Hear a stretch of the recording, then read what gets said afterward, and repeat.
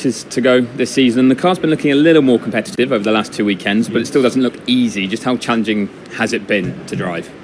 Yeah, it's been quite competitive in the wet in Vegas. The ride we couldn't really try too much. We did some changes that could have worked for the race, but with the damage in T1 on the floor was very difficult. I think just the balance was very, very off the pace, and we were really struggling in the actual race. Of course, I don't know where we would have been with a dry quali, but it was looking better. And Brazil as well. Brazil, I didn't really maximize it myself, so I think that was on me. But yeah, this weekend is also looking decent.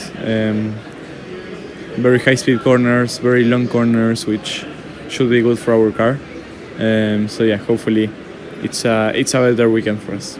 Yeah, and these are two tracks you've got some experience of, Yes. and should be much more stable weather than the last Yes. weekend as well. How much of a learning experience is this for you, though, to take into the winter for what will be your first off-season, knowing you'll be racing in F1 next year? Well, a lot, and to be honest, to be able to prepare for a season already before the year starts, and to have this pre-season testing, it's going to be very helpful. You know, a lot of days in the car before the actual year starts, it's going to be good. So yeah, can't wait for next year to start and start working with the team from zero and from scratch. It's going to be a different experience, and I think a very good one to have. So yeah, looking forward to the end of this one and starting 26. Can you explain to people who don't understand this how it's going to work with the mandatory two stops?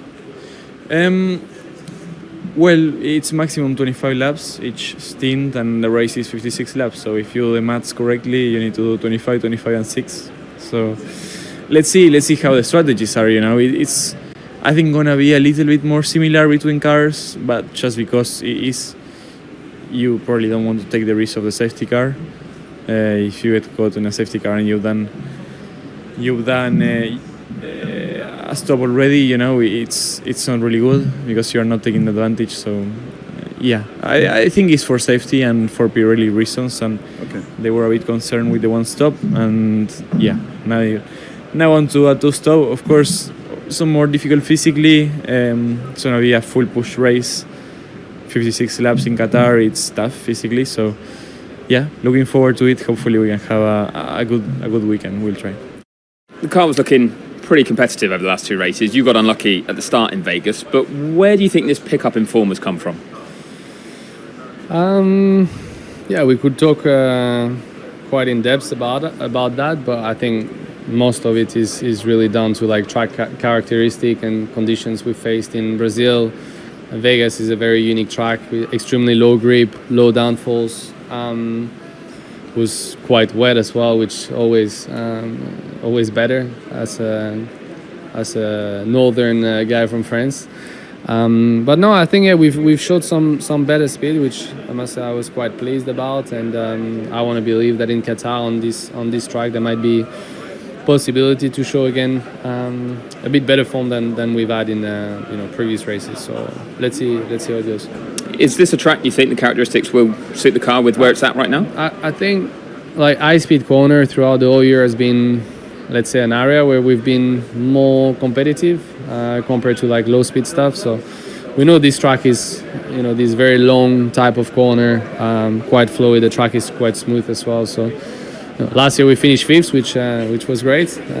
Reminds great memories, and obviously this year is going to be harder, but hopefully we can be get close to that top 10 and challenge for it on Sunday. And bigger picture, is there anything you're learning still at this stage of the season that might help next year, or is your focus almost now on 2026 and that reset?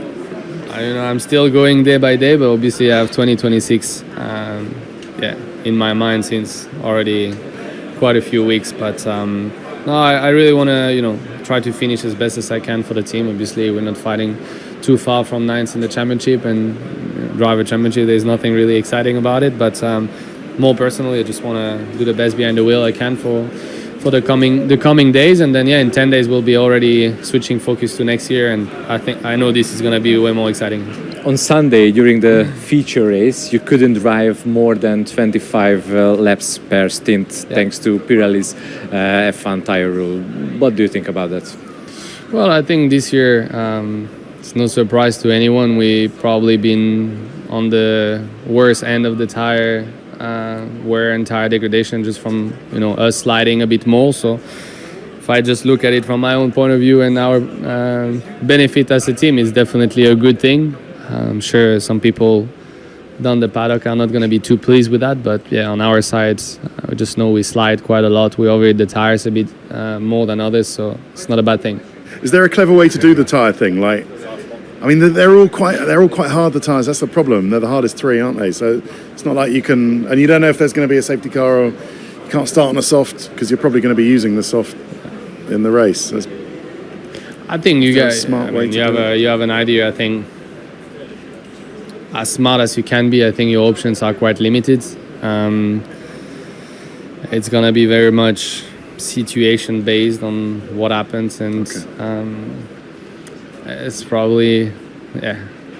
I mean, we will see what happens, because you always have all these sort of plans, and then we saw last week you get to turn one, and the race suddenly can be very different. So I think you won't have millions of options, but you might still see a few different things.